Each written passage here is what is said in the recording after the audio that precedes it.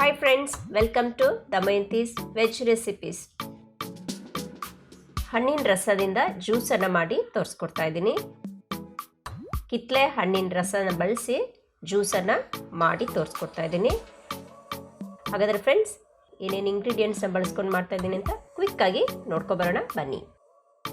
2 ಕಿತ್ತಳೆ ಹಣ್ಣನ್ನು ತಗೊಂಡಿದ್ದೀನಿ, ಬೆಲ್ಲ 1 ಕಪ್ಪಷ್ಟು, ಉಪ್ಪು 1/4 ಟೀ ಸ್ಪೂನ್, ಕಾಳುಮೆಣಸು ಪುಡಿ 1/4 ಟೀ ಸ್ಪೂನ್. ಮೊದಲು ಕಿತ್ತಳೆ ಹಣ್ಣು ಈ ರೀತಿಯಾಗಿ 4 ಭಾಗ ಮಾಡ್ಕೊಂಡಿದ್ದೀನಿ. ನಂತರ ಇವನ್ನ ಜ್ಯೂಸ್ ಸ್ಕ್ವೀಸರ್ನಿಂದ ಒಂದೊಂದಾಗಿ ಇದ್ರದ್ದು ರಸನ ತೆಗಿಬೇಕು. ಈ ರೀತಿಯಾಗಿ ಪ್ರೆಸ್ ಮಾಡ್ಕೊತಾ ಬನ್ನಿ. ಹಣ್ಣಿನ ರಸ ಎಲ್ಲ ಸ್ಕ್ವೀಸರ್ ಒಳಗಡೆ ಹೋಗಿ ಸೇರ್ಕೊಳ್ಳುತ್ತೆ.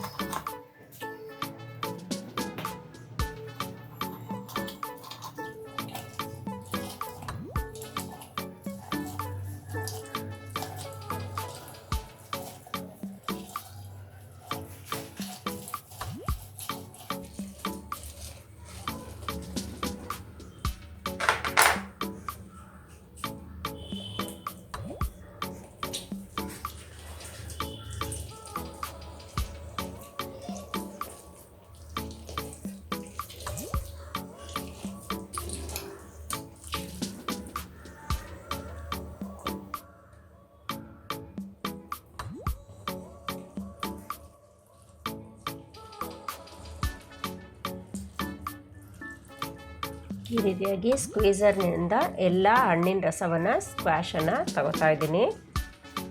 ಕಿತ್ತಳೆ ಹಣ್ಣಿನ ರಸನ ತಗೋತಾ ಇದ್ದೀನಿ. ಈಗ ರೆಡಿಯಾಗಿದೆ ನೋಡಿ, 1 ಕಪ್ಪಷ್ಟು ಸಿಕ್ಕಿದೆ. ಇದನ್ನ ಈಗ ಒಂದು ದೊಡ್ಡ ಪಾತ್ರೆಗೆ ಹಾಕೋತಾ ಇದ್ದೀನಿ. ಸ್ಕ್ವಾಶನ್ನು ಹಾಕ್ಕೊಂಡು ಈಗ ಸೈಡಲ್ಲಿ ಇಡ್ತಾ ಇದ್ದೀನಿ. ಇವಾಗ ಉಳಿದಿರುವ ಸ್ಕ್ವೀಸರಲ್ಲಿರ್ತಕ್ಕಂತಹ ಪಲ್ಪ್ಗಳಿದೆ ಅಲ್ವಾ, ಕಿತ್ತಳೆ ಹಣ್ಣಿನ ಪಲ್ಪ್ಗಳಿದೆ, ಅದನ್ನು ನಾನೀಗ ಸ್ಪೂನ್ನಿಂದೆಲ್ಲ ತೆಗೆದು ಸ್ಟ್ರೈನರ್ಗೆ ಹಾಕೋತಾ ಇದ್ದೀನಿ.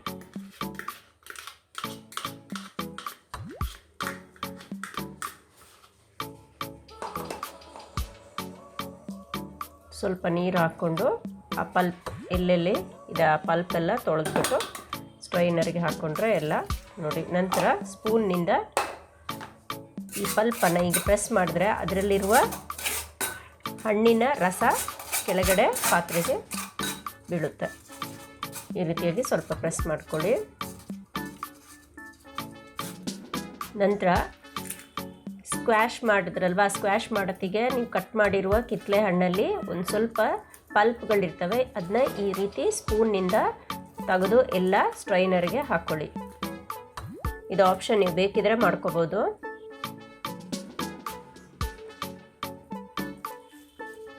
ಇದೆಲ್ಲ 4 ಕಿತ್ತಳೆ ಹಣ್ಣು ಸ್ಲೈಸಸ್ಸಿಂದನೂ ನಾನು ತೆಗೆದು ಈ ರೀತಿಯಾಗಿ ಹಾಕೋತಾ ಇದ್ದೀನಿ.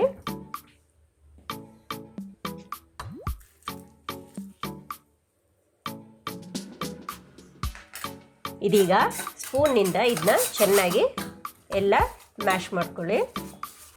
ಪಲ್ಪ್ ಎಲ್ಲ ಪ್ರೆಸ್ ಆದಾಗ ಪಲ್ಪಲ್ಲಿರ್ತಕ್ಕಂತಹ ಜ್ಯೂಸ್ ಎಲ್ಲ ಸ್ಟ್ರೈನ್ ಆಗಿ ಪಾತ್ರೆಯಲ್ಲಿ ಹೋಗಿ ಸೇರ್ಕೋತಾ ನೋಡಿ. ಈ ರೀತಿಯಾಗಿದೆ. 1 ಕಪ್ಪಷ್ಟು ಸಿಕ್ಕಿದೆ ನನಗಿವಾಗ. ಇದನ್ನ ಮತ್ತೆ ಸ್ಕ್ವಾಶ್ ಪಾತ್ರೆಗೆ ಹಾಕಿಟ್ಟಿದ್ದಲ್ವಾ, ಅದಕ್ಕೇ ಹಾಕೋತಾ ಇದ್ದೀನಿ. ಬೆಲ್ಲ ಪುಡಿಯನ್ನು ಹಾಕೋತಾ ಇದ್ದೀನಿ. ನೀವು ಸಕ್ಕರೆ ಬಳಸ್ಕೋಬೋದು, ಸಕ್ಕರೆ ಬೇಡ ಅನ್ನೋರು ಬೆಲ್ಲನ ಹಾಕೋಬೋದು. ನಾನಿಲ್ಲಿ ಬೆಲ್ಲನೇ ಯೂಸ್ ಮಾಡೋದು, ಹಾಗಾಗಿ ಬೆಲ್ಲ ಹಾಕಿ ತೋರಿಸ್ತಾ ಇದ್ದೀನಿ. ಸ್ವಲ್ಪ 1/4 ಸ್ಪೂನಷ್ಟು ಪಿಂಕ್ ಸಾಲ್ಟನ್ನು ಹಾಕ್ಕೊಂಡಿದ್ದೀನಿ.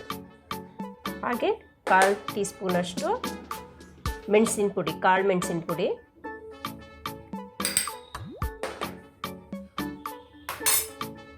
3/4 ಲೀಟ್ರಷ್ಟು ನೀರನ್ನು ಹಾಕೋತಾ ಇದ್ದೀನಿ. ಕಿತ್ತಳೆ ಹಣ್ಣಿನ ರಸಕ್ಕೆ ಇವಾಗ 3/4 ಲೀಟ್ರಷ್ಟು ನೀರನ್ನು ಹಾಕ್ಕೊಂಡಿದ್ದೀನಿ. ಹಾಕ್ಕೊಂಡು ಚೆನ್ನಾಗಿ ಬೀಟ್ ಮಾಡಿ. ನೀವು ಎಲೆಕ್ಟ್ರಿಕ್ ಬೀಟರ್ ಇದ್ದರೆ ಅದರಲ್ಲೇ ಮಾಡ್ಬೋದು, ಇಲ್ಲಾಂದರೆ ಈ ರೀತಿಯಾಗಿ ಚೆನ್ನಾಗಿ ಬೀಟ್ ಮಾಡ್ತಾ ಬನ್ನಿ.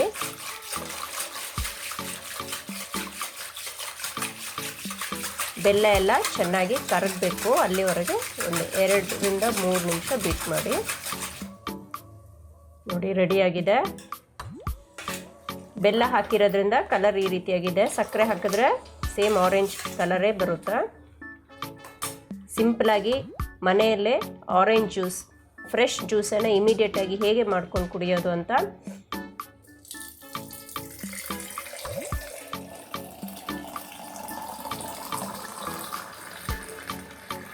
ನೋಡ್ಕೊಂಡ್ರಲ್ಲ ಫ್ರೆಂಡ್ಸ್.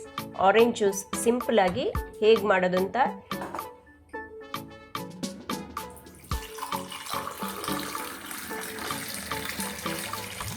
ಈ ಆರೆಂಜ್ ಜ್ಯೂಸನ್ನು ಇಮಿಡಿಯೇಟಾಗಿ ಆವಾಗಲೇ ಕುಡಿದ್ರೆ ತುಂಬ ಟೇಸ್ಟಿಯಾಗಿರುತ್ತೆ.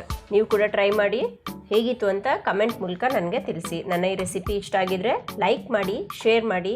ಮತ್ತಷ್ಟು ಡಿಫ್ರೆಂಟ್ ರೆಸಿಪೀಸ್ಗೆ ದಮಯಂತೀಸ್ ವೆಜ್ ರೆಸಿಪೀಸ್ ಚಾನಲ್ನ ಸಬ್ಸ್ಕ್ರೈಬ್ ಮಾಡಿ. ಮತ್ತೊಂದು ವಿಡಿಯೋದೊಂದಿಗೆ ಮತ್ತೆ ಭೇಟಿಯಾಗೋಣ. ನಮಸ್ಕಾರ. ವಿಡಿಯೋ ನೋಡಿದ್ದಕ್ಕೆ ಧನ್ಯವಾದ.